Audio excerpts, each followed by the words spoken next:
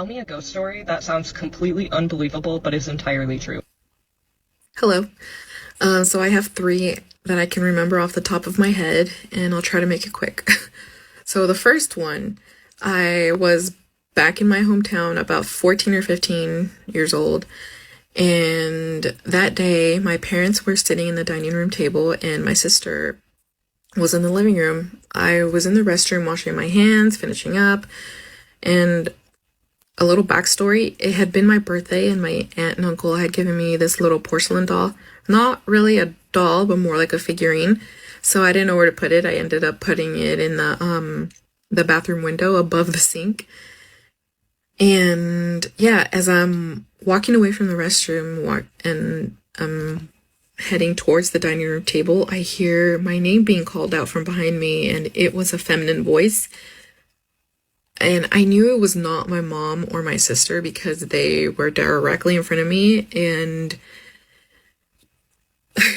yeah, so I played dumb, and I looked at my mom and told her, "Did you call me?" I don't remember what I said exactly. And my mom looked at me dead in the eyes, and she was like, "No, but I heard that." That really freaked us out. And it's just even crazier that my mom heard it too, so I know I'm not crazy. And then a couple days later, my mom is also using the restroom. She's washing her hands, and all of a sudden she feels her earring just like she said it felt like they had been pulled out and it had fallen into the drain. So she thought that was really weird because it wasn't the type of earring that could just easily fall off. You had to like manually twist it and everything. So we thought, oh, that is really strange. Nothing like this has ever happened to us. And the only new thing that in her life was that doll. So we threw it away.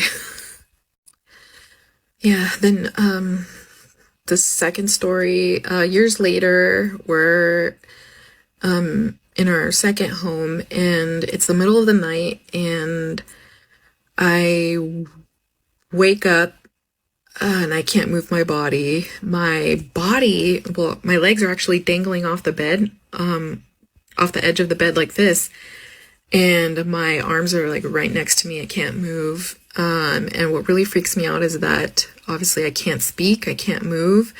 All I can do is just move my eyes. And at the edge of the bed was my closet, and the doors were wide open. And since it was the middle of the night, everything was dark, and it just freaked me out because the closet was also dark, and I don't know, but that's when I experienced my first ever sleep paralysis, and it has never happened since, but that was not a good feeling at all. At all. This third one happened here at this house. I've been trying to record this and it keeps getting deleted. Well, oh, my husband's home. Okay, I don't know where I left off, but my husband just got home. And I think I was saying that the last one happened here at this house, and I was working. I was home alone, and Jose was at the gym, and all the lights were off except for a night light in the living room.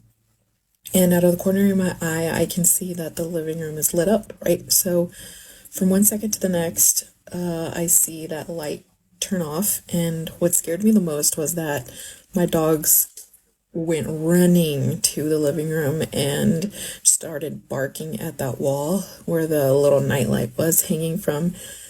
And that freaked me out. My first thought was like, oh no, someone's in the house. Someone got in through the back door or something. And I,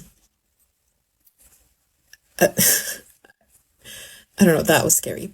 And, once I realized that no one's in the house, I call Jose and he doesn't pick up, and I call him again, nothing. I end up calling my mom and I explain to her what's going on, and she calms me down.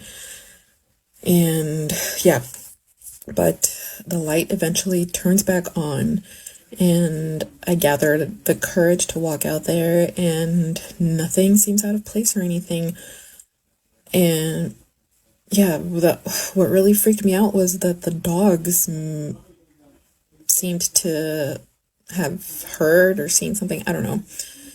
Maybe they heard like electrical crackling noises or something, and maybe that's what it was, but who knows? That really freaked me out, especially because I was home alone. And the whole like sleep paralysis, maybe that could have just been it, just sleep paralysis, and maybe I slept crazy and ended up at the edge of the bed. Maybe it could be that. But the whole hearing my name being called from behind me, and I don't know, because my mom heard that too. So who knows? And I just think it's strange that these things happen to me everywhere that I live. I don't know if something is following me or whatever, but I don't know. It's pretty freaky. And what's crazy is that some other things have happened here at the house, and Jose has seen them. And yeah, but maybe that's other stories for another day.